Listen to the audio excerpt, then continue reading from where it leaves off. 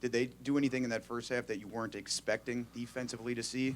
Anything new? No, I think they were executing. They made some plays in the passing game and certainly hit some runs. And I know that, we were just out of, we didn't fit some of them the way that we'd been practicing, and so then those are things that are correctable too. So you don't necessarily have to panic. We just got to do what we do, and to give ourselves a chance. And I think early we didn't do that, and certainly in the second half it was good. And like I said, they got a good football team, and we knew that there was going to be some things that we could be challenged on. But a lot of it was just us not really executing the assignment, and therefore it does give you some confidence that if we just do the things that we can do and what we should be doing, that we'll give ourselves a better chance.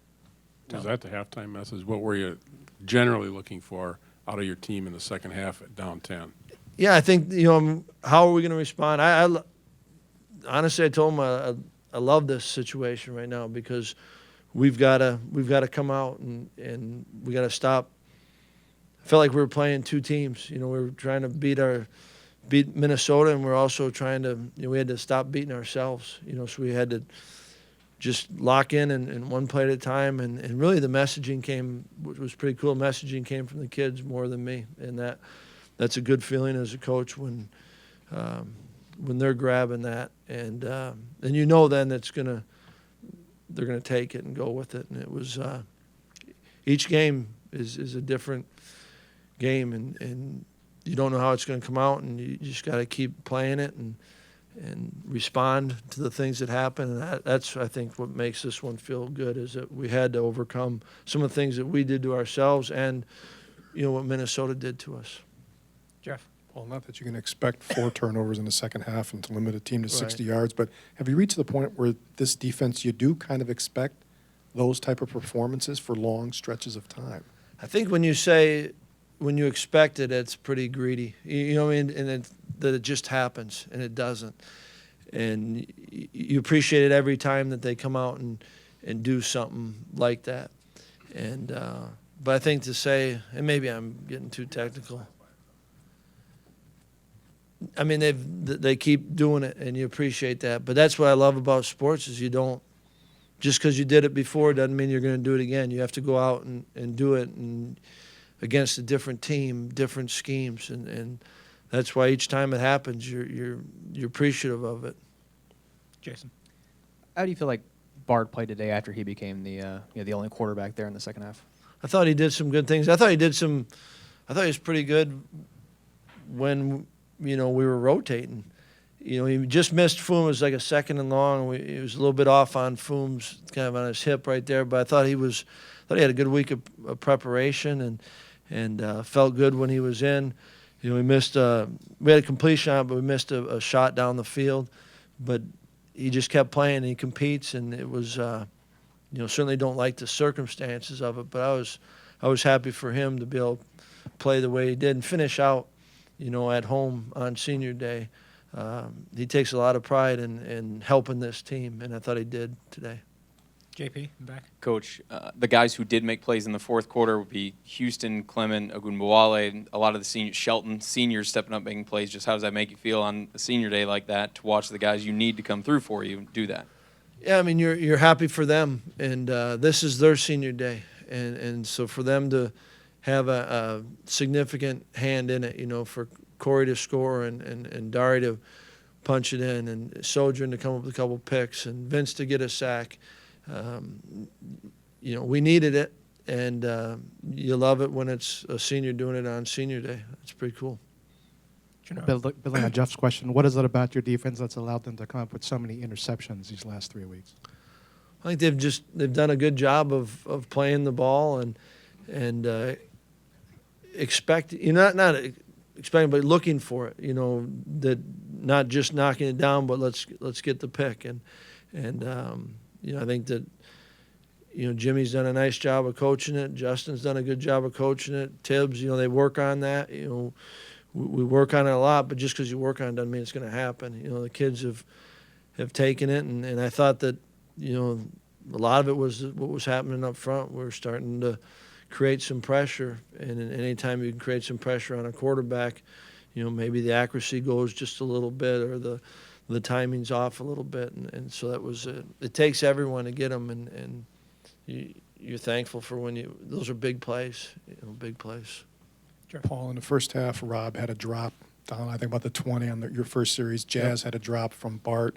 But yet both those guys came back with some big plays. And do you like to see that just for them personally, in addition to the fact that it helps the team that they were able to overcome that? Absolutely. I think there's a lot of guys that didn't do something. You got to keep playing and persevering. And it doesn't always go the way you'd like it to go. And yet that's part of the game, is to keep playing, whether it's a team, whether it's a unit, one side of the ball or the other, and individuals. The same thing happened defensively. Some guys that, miss an opportunity here or miss a tackle, and yet we just got to keep playing, and you get to keep playing. And so when it does come and they are able to make a play, a significant play, some of those are, then you feel really good for them.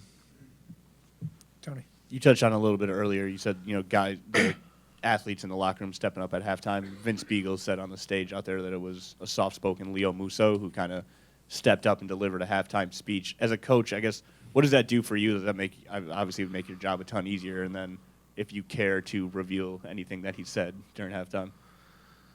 I mean, anytime that I think that the players are playing the game, and it's their game. And I think good coaching is trying to help them to maximize their playing in the game and helping them.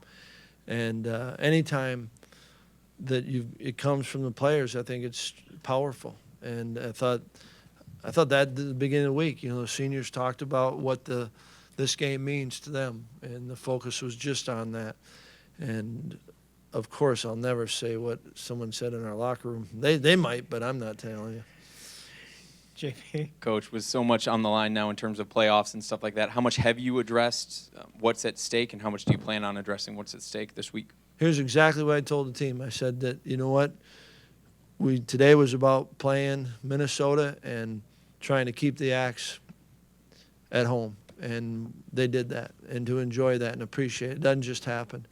And tomorrow we'll push the reset button and we'll get ready to play Penn State. And that's the opportunity that we got in front of us. And this team has done a great job of staying in the moment. And I think it's the best way to enjoy the season. And I also think it's the best way to play. And so we will focus on the opportunity at hand tomorrow. We're going to appreciate what went into this win and enjoy that. And then tomorrow we'll get ready to play Penn State. Paul, congratulations. It's been a wonderful season, I think, even historically. I know you're in the midst of it. You're not going to be looking at Thank that. you. But what is it about this team? The words you use, perseverance, which is appropriate, and resilient. I mean, what is it about this group that makes them so special, please?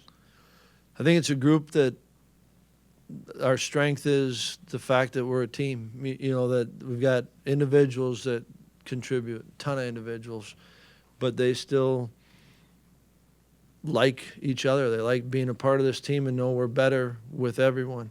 And it's a group that likes playing football. So I think they like football and they like each other and they're willing to work. And they do. They have grit and persevere.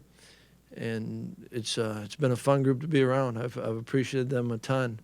And we've earned the right to play another game. And that's pretty neat to be able to do it with this group. Jeff. Paul, you had been without Olive for a long time, 5 games, and your defense had been well, but in the second half, it looked like he was able to really give you something. What did he give you today, getting him back out there? Yeah, I mean, certainly the signature play he gave us was the sack, but I thought he did some good things in the run game. It'll be interesting when you go back and look at it all and see, but it was a physical, thought it was going to be a physical game, and so we had some bodies. We played a lot of them. We played Leve, Garrett, Connor, Cheekway, Alec, Billy, Hirschfield came with big plays. Xander was in playing. So we needed all those guys. And so I think certainly had a couple plays that were big plays, and I think we needed everyone today. And it was good to have him back, and neat for him. He's missed a lot of football. And so for him to come back and be a part of this, it was was good. It brings back energy. Like when you get a guy back, it gives you some energy, and they also gave us some production. Did you have to do a lot of different things to get that heat on Leitner in the second half? Yeah, I mean, it was, they did a good job early, and they were making enough plays and kind of keeping, not off balance, but they were staying on schedule, which changes it. And I think we did a better job in the second half, Tom, of getting them. We did a better job versus the run, so now they're in the second and longs and third and longs, and that always helps you a little bit as far as getting after the quarterback. But I think they did some really good things offensively in the first half, and I thought we were pretty good and really good in the second half. Got time for one more, Jason. What was kind of the key to getting your running game going there in the second half? I think, once we had made it, not a couple adjustments, but went to a couple things we hadn't gone to yet. And, really when it comes down to it, whether it's offense or defense or special teams, most plays are made when you execute. And it sounds simple, but that's the truth of it. So guys getting on their blocks and maintaining those blocks and backs running.